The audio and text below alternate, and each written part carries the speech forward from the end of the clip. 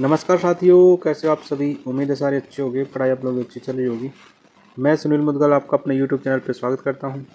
जैसा कि आपको पता है, हमने दिल्ली पुलिस कांस्टेबल में मैथ की प्रैक्टिस टेस्ट स्टार्ट कर रखे हैं।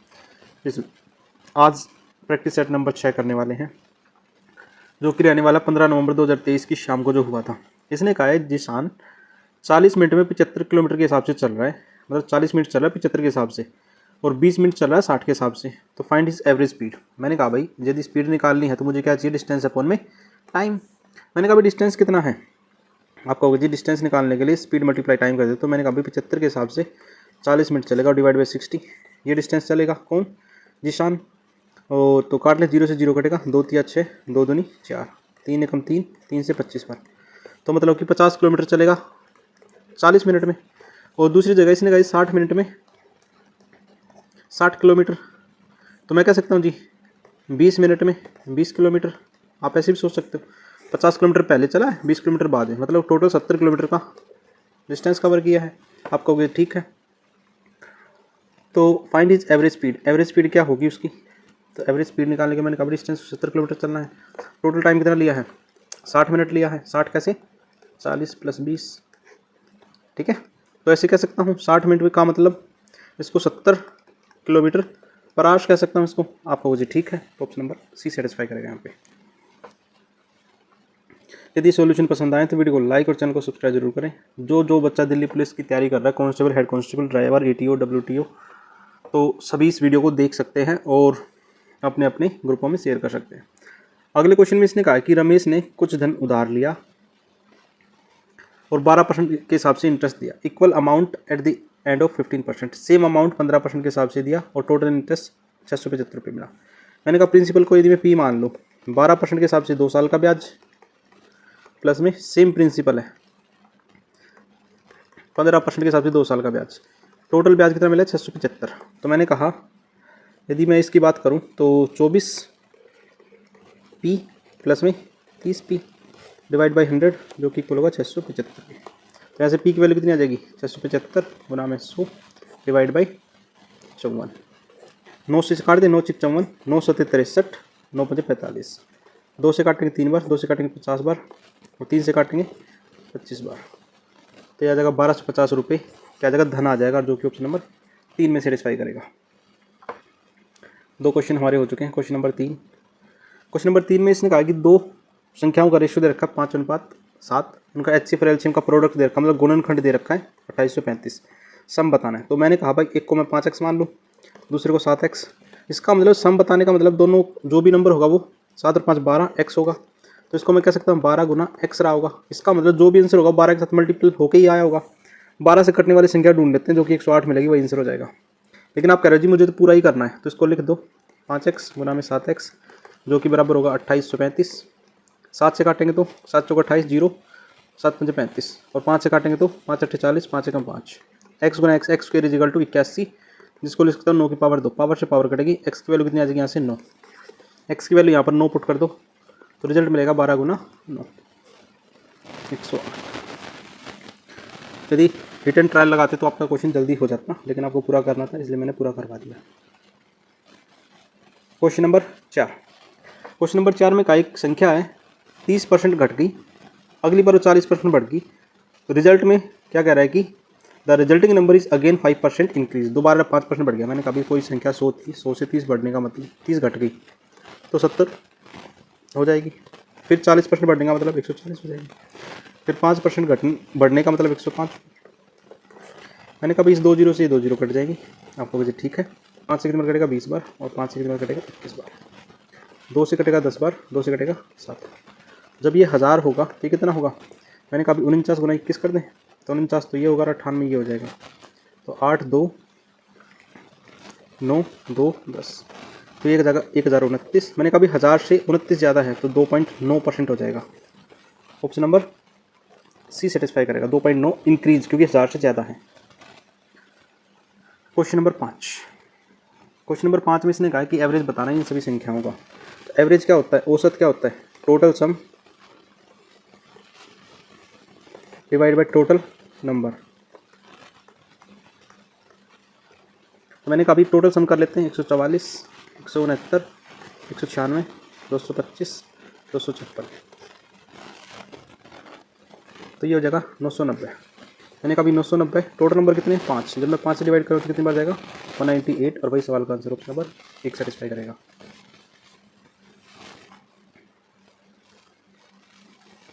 क्वेश्चन नंबर 6, इसने कहा सिलेंडर की कैपेसिटी दे रखी है, मतलब कि वॉल्यूम दे रखा है इसका कितना πr²h, जिसकी वैल्यू दे रखी है 141/68, डायमीटर दे रखा 28, तो रेडियस कितना हो जाएगा आपको जी 14, डेप्थ निकालनी मतलब कि कहीं ना कहीं हाइट निकालनी, तो 22/7, 14 × 14 गुना में h, 14/168, 7 से काट दें 2 बार कटेगा, 2 से काटेंगे तो 7, 0, 8 और 4, 11 से काट के 11 दूनी 22, 11 × 66, 11 × 44, 11 × 44, 2 से काटेंगे तो 322, 14 से काटेंगे तो 14 दूनी 28, 4 14 42, तो हाइट कितनी आ जाएगी 23 आने वाली, और ऑप्शन नंबर 4 सेटिस्फाई करेगा यहाँ पे। फॉर्मूला याद है तो सवाल जल्दी होगा, फॉर्मूला याद नहीं है तो सवाल आपसे नहीं बनने वाला। क्वेश्चन नंबर 7, क्वेश्चन नंबर 7 में इसने कहा है कि कोमल ने 2 डिवाइस खरीदे, प्रत्येक को 4,992 रुपये में बेच दिया।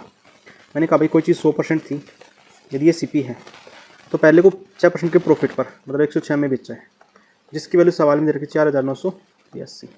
यदि मैं इसको इससे काटना चाहूँगा तो यहाँ से 100% की वैल्यू कितनी आ जाएगी, तो ये आ जाएगी 4700। ये तो फर्स्ट वाला है, क्या है CP, ठीक है।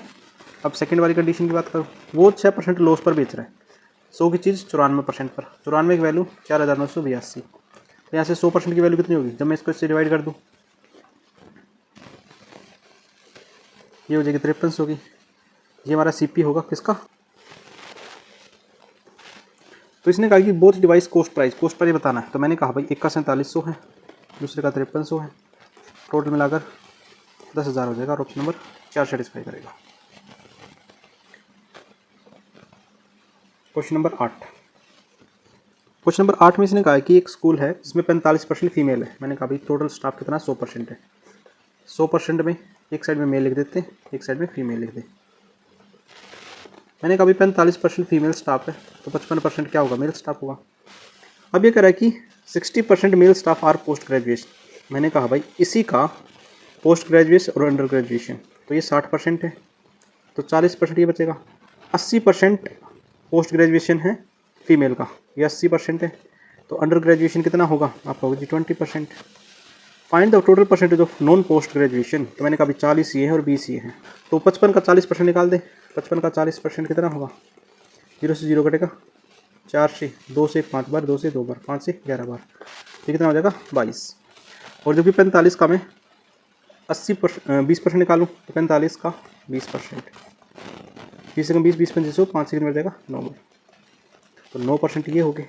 टोटल कितने हो गए, टोटल 22 + 9 31% ऐसे हैं जो नॉन पोस्ट ग्रेजुएशन है। ऑप्शन नंबर 3 सेटिस्फाई करेगा यहाँ पे। अच्छा सवाल था, उम्मीद आपने भी बना लिया होगा। क्वेश्चन नंबर 9, क्वेश्चन नंबर 9 इसने कहा कि कोई धन है अपने आप का दोगुना हो गया 3 साल में कंपाउंड इंटरेस्ट। मैंने कहा भी अपने आप का दोगुना हो गया 3 साल में, उसके बाद कह रहे 8 टाइम करना। मैंने कहा भी अगले में 4 गुना होगा, फिर 8 गुना होगा, टाइम 3 साल लगेगा। टोटल टाइम कितना हो गया आपका, होगा 3 3 4 3 3 9 ईयर का समय लगेगा। सेम रेट से लग रहा है, इसलिए ऑप्शन नंबर 4 सेटिस्फाई करेगा यहाँ पे।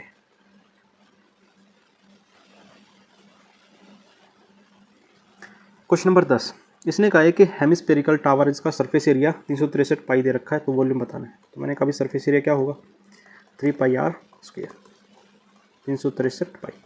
इस बात का ध्यान रख लेना आप, जब भी सरफेस एरिया दे रखा हो तो टोटल कहे या फिर कर्ड सरफेस एरिया कहे तो आपको टोटल काउंट करना, जब भी कुछ ना दिया हो तो। मैंने कहा भाई पाई से तो पाई कट जाएगा, 3 से कितनी बार कटेगा 121 टाइम, तो r² कितना होगा 11 की पावर 2, पावर से पावर कटेगा, r की वैल्यू कितनी आ जाएगी यहाँ से 11। तो मुझे वॉल्यूम बताना है, तो वॉल्यूम क्या होगा 2/3 पाई 11 का क्यूब, तो 2/3 पाई मल्टीप्लाई 1331, इसको लिख सकता हूँ 2662/3 पाई, तो 3 8 24, तो 8 का एक ऑप्शन दिख रहा है मुझे, तो वही लगा देते हैं। ऑप्शन नंबर ए सेटिस्फाई करेगा यहाँ पे, ठीक है। धीरे धीरे 10 क्वेश्चन कर लिए। क्वेश्चन नंबर 11, उम्मीद आप सारे बच्चे इसको देख रहे हैं, और यदि आप यहाँ तक देख रहे हो तो कमेंट सेक्शन में कमेंट जरूर छोड़े कि आपने यहाँ तक की वीडियो देख ली है। इसने कहा एक शॉपकीपर ने 30% का डिस्काउंट दिया। मैंने ऐसे मान लो कि 100 की चीज़ 30 में डिस्काउंट दे दिया, तो चीज़ कितनी की बचेगी? मैंने कहा 70% बचेगी, जिसकी वैल्यू सवाल में दे रखी है 1190। और 7 से काटूँ तो 10%, 7 से काटूँ तो 17 7 119, तो 100% होती है कोई भी चीज़, तो कितनी की हो जाएगी? 1700 रुपये की हो जाएगी। भाई हमारे सवाल का आंसर ऑप्शन नंबर 2 सेटिस्फाई करेगा। Question number 12। क्वेश्चन नंबर 12 में सिंप्लीफिकेशन का सवाल है। चलो सोल्व करते हैं। यदि मैं इसमें से इसको माइनस करना चाहूँ तो ऐसे लिखो, 509 में से 76 माइनस कर दो, क्योंकि 2 डिजिट के बाद पॉइंट है तो पॉइंट 2 डिजिट छोड़ के लगा देंगे, तो ये हो जाएगा 433।